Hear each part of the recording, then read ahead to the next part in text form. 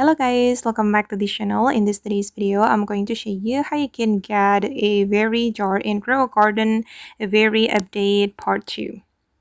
Okay, let's get into it guys. If you want to get berry jars, you need to catch a berry. And before you catch a berry, you can craft the berry net first. You will need sunbulb, strawberry seed, harvest tool, and also berry pines. And after that, you will be able to catch a berry. You can catch a berry on your garden, or you can enter the berry world here.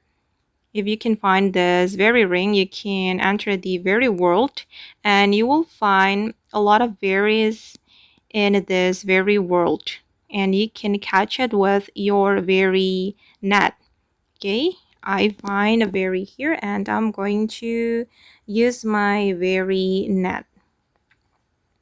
Okay, I'm going to choose this very net, and then you just need to click on the berry. Okay, and you will get a berry jar. And you can catch the berry as much as you can to collect more berry jar.